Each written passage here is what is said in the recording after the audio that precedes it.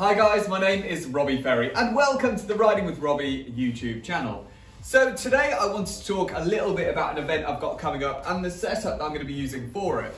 So I'm going to be participating in the UltraX 12-hour challenge. And normally UltraX do a lot of running events, but they've included a cycling category in this one, which is very exciting for people like me. So I got approached by a company called CBD Pure Sport and they said, would I like to be part of their team? And I was like, yeah, 100% I'd like to be part of the team, definitely. And we are going to be riding as much as we can in 12 hours. Unlike a 12-hour time trial, whatever we do between us will be put together and put on a scoreboard, and hopefully we could be the team with the most miles by the end to win it. So as you guys know, I ride a lot of ultra, and ultra is normally like 3, 4 days, 5 days, it's bike packing stuff. So 12 hours is actually a very short duration for me to be riding, to be brutally honest. So I think I am gonna find it very, very intense. Normally, a lot of people would do these things on time trial bikes or very aggressive road bikes, but I'm not going to take that approach because I know that's just not going to work for me. I'm actually going to do it on my gravel bike. And yeah, that sounds crazy, But hear me out and let me show you the setup. And I'm going to tell you why it's going to be much better to do it on this 4B personally. So this is my Ritchey Outback 2020. It's a beautiful bike and I absolutely love it for many, many reasons. And the first one being, it's steel. You know, steel is extremely comfortable. Ritchey have a reputation for having amazing steel bikes. And as soon as I got it the first ride, I was like, wow, this is epic. And there's nothing I've ever ridden in my life that rides remotely close to this. And I worked in a bike shop, so I've ridden a lot of bikes, especially, you know, some really high-end stuff, but the Ritchey is just like nothing else.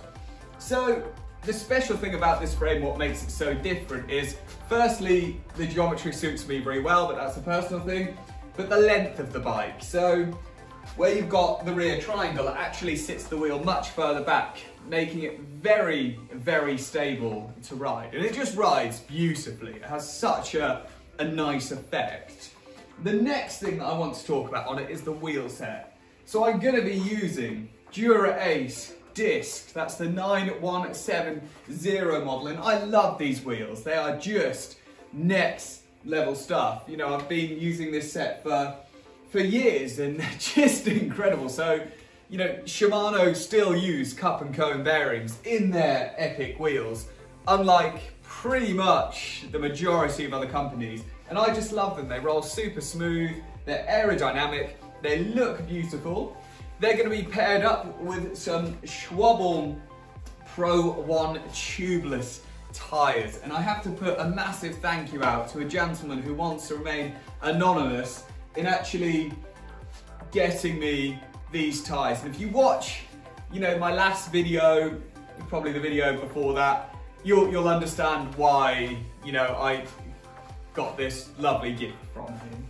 But that's another reason that you should subscribe and go back and look at that. The next thing I want to talk about is the group set. So the majority of people I'm sure are going to be on, you know, 105, Ultegra, Dura-Ace, these road group sets. I am not. I'm going to be on a 1x GRX gravel group set. And I love it. You know, I honestly never ever want to come away from 1x. I think it's phenomenal, it's fun to ride, simplicity is everything. I've gone for the mechanical group set. I've always liked mechanical group sets. You know, electronic is next level stuff and amazing, but I'm just like, I like the pull of a cable. It's a little bit odd. It's got hydraulic brakes as well. GRX has beautiful flat shifters, keeps your hands nice and comfortable. The next thing I want to talk about is the finishing kit. So I actually have the Pro Discover flared bars. So when I say flared, unlike normal handlebars, the bottoms flare out to the side, which is lovely. It means you can get down a little bit more, it's a little bit wider. It gives you more control if you're off-road, but hopefully we won't be going off-road in this challenge. The next thing I want to talk about is the tri-bars. We've got some beautiful Pro Missile carbon tri-bars here. These are epic. And they do two types. They do aluminium, they do carbon. The carbon ones have risers, so I've got them nice and high to get myself nice and aerodynamic. And obviously just loving life on this whole challenge. The next thing, comfort. Again, we're talking comfort now. Pro Stealth Off-Road Saddle. It's a great saddle. It's an amazing saddle. And the reason I say that is because Pro made a stealth saddle. I loved it. It was just beautiful. And then they brought out a padded one for off-road, which was just like having a comfortable saddle, even more comfortable. It was epic. So I'm using that on this ride. I could use the original one, but I just love the off-road gravel one to make sure that I'm not stopping too much, because that's where you lose your time, stopping. You don't lose your time on speed, you lose your time on stopping. I have absolutely stacked the bike to make sure I've got enough space for loads of food and water on this challenge. And obviously we are in times currently where COVID is around, so I do not want to be crossing anyone's path either. So I want to be able to carry enough to only resupply once, where I'll literally meet my girlfriend outside my house. She'll refill all my water bottles while I do another lap, come around and pick it all up again, because she's a legend. My missus is absolutely awesome.